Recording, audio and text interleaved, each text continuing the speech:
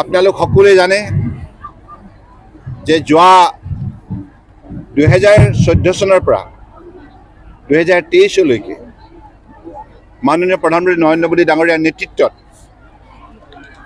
যি কেন্দ্ৰীয় চৰকাৰ পৰিচালিত হৈছে, এই চৰকাৰখনে সমগ্ৰ ভাৰতবৰ্ষতে প্ৰতিটো অঞ্চল, প্ৰতিটো শ্ৰেণী লোক যাতে উপকৃত হয়, সামাজিক নিৰাপত্তা আৰু অৰ্থনৈতিক উন্নয়ন প্ৰতিটো পৰিয়ালৰ বাবে সম্ভৱ হয়, তাৰ নিমিত্তে বিভিন্ন আঁচনি যিবিলাক গ্ৰহণ কৰিলে, সেই গ্ৰহণ কৰা আঁচনিবিলাক সফলৰূপে ৰূপায়ণ হোৱাৰ বাবে আজি ভাৰতবৰ্ষই কংগ্ৰেছৰ কাৰ্যকালত 14 নম্বৰ স্থানত আছিল ৱৰ্ল্ড ইকনমি হিচাপে। কেৱল এই 9.5 বছৰৰ ভিতৰতে 10ৰ পৰা আহি পেলাই 5th পজিশ্যন লাভ কৰিবলৈ সক্ষম হৈছে।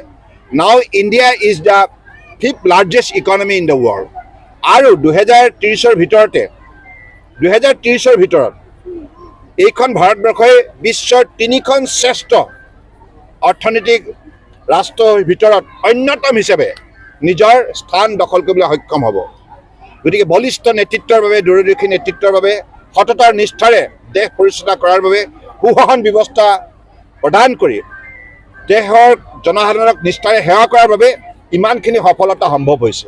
আজি আপোনালোকে চাওক, প্ৰতিটো কাৰ্যসূচী যেনেকৈ স্বচ্ছ ভাৰত অভিযান, প্ৰথমতে সেই কাৰ্যসূচী হাতত লৈ গোটেই ভাৰতবৰ্ষত যাতে প্ৰতিটো পৰিয়ালে, দৰিদ্ৰ সীমাৰেখাৰ তলত থকা প্ৰতিটো পৰিয়ালে যাতে স্বাস্থ্যকৰ পৰিৱেশত থাকিব পাৰে, তাৰ বাবে শৌচালয় নিৰ্মাণ কৰাৰ সিদ্ধান্ত ল'লে।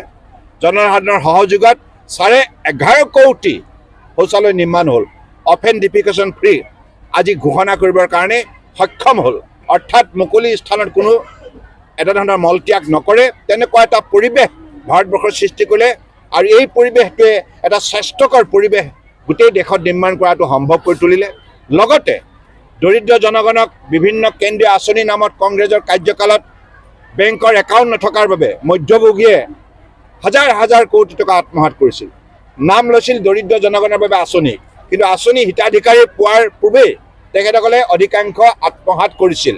কিন্তু সেই অপৰিষ্কাৰ বাতাবৰণটো নাইকিয়া কৰি এটা পৰিষ্কাৰ স্বচ্ছ এটা পৰিৱেশ নিৰ্মাণ কৰাৰ বাবে তেখেতে জনধন যোজনা আৰম্ভ কৰিলে। ইয়াৰ যোগেদি 50 কোটি স্বাধীনতাৰ যোৱা 6টা দশকত সেইসকল বিত্তীয় ব্যৱস্থা লৈ অহাই নাছিল।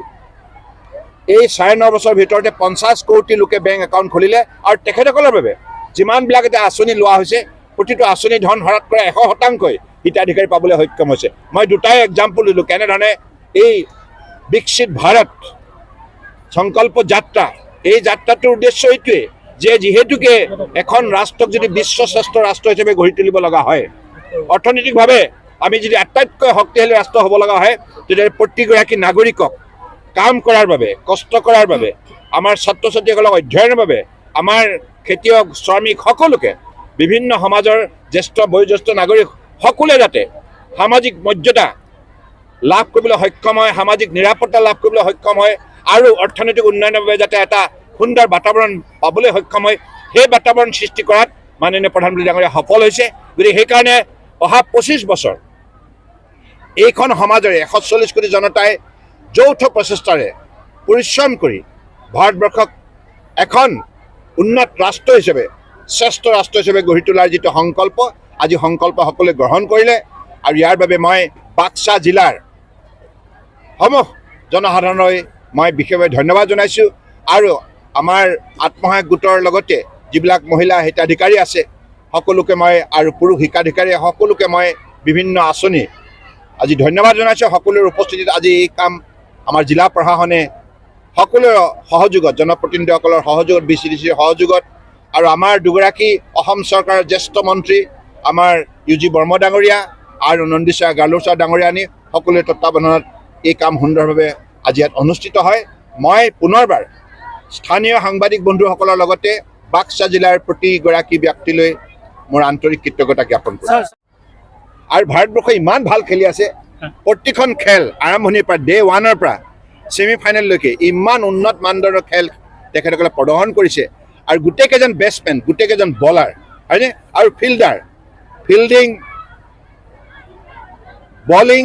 বেটিং তিনিটা ডিপাৰ্টমেণ্ট আৰু নেতা ৰোহিত শৰ্মা ডাঙৰীয়াই ইমান সুন্দৰভাৱে নেতৃত্ব প্ৰদান কৰিছে গতিকে আমি নিশ্চিত যে ভাৰতবৰ্ষই বিশ্ব চেম্পিয়ন পুনৰ হ'ব তেতিয়ালৈকে কেন্দ্ৰীয় সমিতি যেতিয়ালৈকে মানে নিৰ্দেশ নিদিয়ে তেতিয়ালৈকে মই কেনেকৈ ক'ম তেখেতসকলে যি কয় সেইটোৱে হ'ব হয়নে লখিমপুৰৰ ৰাইজে ভাল পায় আপোনাক শুনক এটা কথা সেইটো মই আজিৰ তাৰিখত মই এটা কথাই কওঁ যে আমাৰ দলে যি নিৰ্ণয় ল'ব সেই নিৰ্ণয়টোক মই শ্ৰদ্ধা সহকাৰে মই পালন কৰিম কংগ্ৰেছৰ ক'ত সংগঠন আছে আপোনালোকে কংগ্ৰেছক জীয়াই ৰাখিছে বাতৰি কাকতৰ যোগেদি নহয় তেখেতসকলৰ যদি তৃণমূল পৰ্যায়ত মইতো কংগ্ৰেছ কৰ্মী নেদেখোৱেই ক'তোৱে কাৰণ তেখেতসকলৰ দলৰ কোনো শৃংখলাবদ্ধতাও নাই তেখেতসকলে দেখিছেনে কিমান অৰিয়া অৰি হৈছে গতিকে মই নাভাবোঁ যে কংগ্ৰেছ আমাৰ কাৰণে এটা প্ৰত্যাহ্বান হ'ব আৰু কেন্দ্ৰীয় চৰকাৰ ৰাজ্য চৰকাৰে মিলি ইমান কাম কৰিছে দিনে নিশাই